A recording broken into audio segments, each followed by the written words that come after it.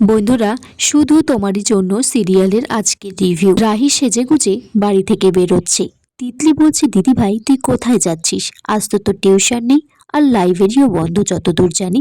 তুই কি জিজুর সাথে দেখা করতে যাচ্ছিস, ডেটে যাচ্ছিস? বলছে আমি খুব খুশি, কিন্তু আর একটু খুশি হতাম যদি আমার সেই সিক্রেট ড্রাইভারটা আমার সামনে আসতো। আর একবার যদি জানতে পারি তার বিদেশ যাওয়ার ভিসা আছে, তাহলে 7 দিন পরে আমিও তোর সাথে ছাদনা তলাতে। রাহি বলছে, বিয়েটা কি তোর কাছে এতটাই সহজ মনে হয়? তিতলি বলছে, আরে মজা করছিলাম, তুই যা যা তাড়াতাড়ি যা। রাহি বলছে, যাতে তোর সিক্রেট লাভার তোর সামনে না আসতে পারে সেই ব্যবস্থাই করতে যাচ্ছি।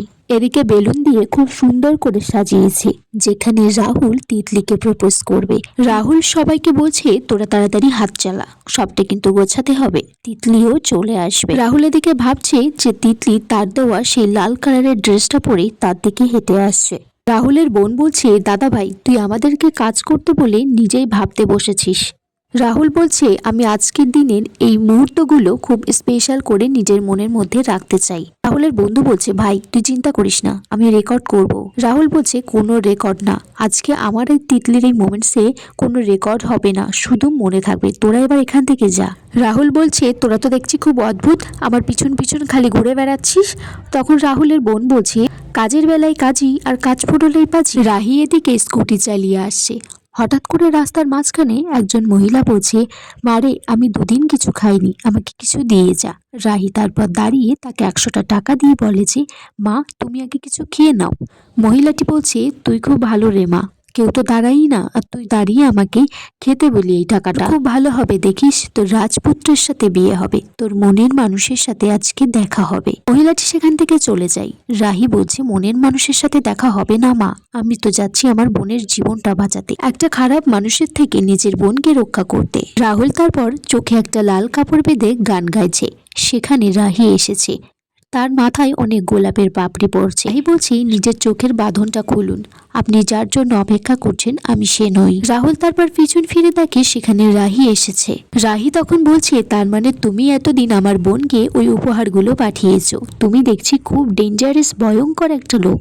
রাহুল বলছে যে কোথাও ভুল হচ্ছে, তুমি কি চিঠিটা পড়েছো?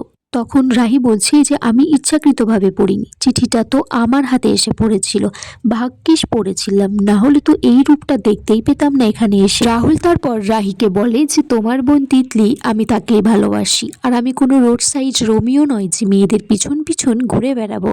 রাহুল বলছে, তুমি আমাকে যেরকম ভাবছো কিন্তু আমি সেরকম নই, আমি একটা রেপুটেটেড ফ্যামিলি থেকে এসেছি, আমার বাবা বিজনেস অ্যাসোসিয়েশনের হেড রাজীব রায় চৌধুরী।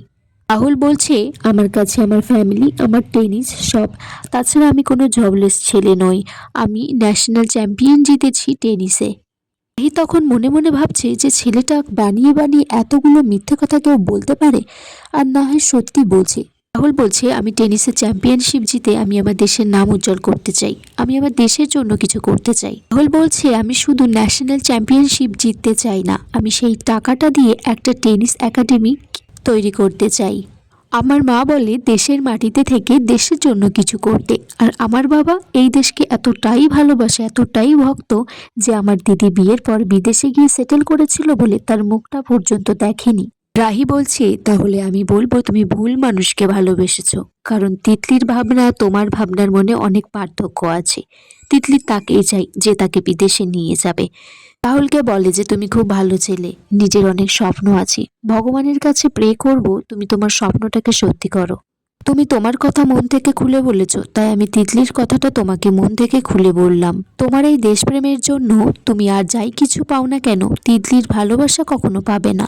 রাহুল সবটা শোনার পর খুব ভেঙে পড়ে। রাহি তারপর মনে মনে বলছে যে জীবনে প্রথমবার কোনো অচেনা অচেনা মানুষের জন্য আমার খুব কষ্ট হতো। আমি রাহুলকে সবটা বললাম কারণ ওর মন ভেঙে দেওয়ার জন্য নয়, যাতে ওর ভুল ভাবনা ভুল আশা নিয়ে বসে না থাকে। কিন্তু আমার এত কষ্ট কেন হচ্ছে ঠাকুর?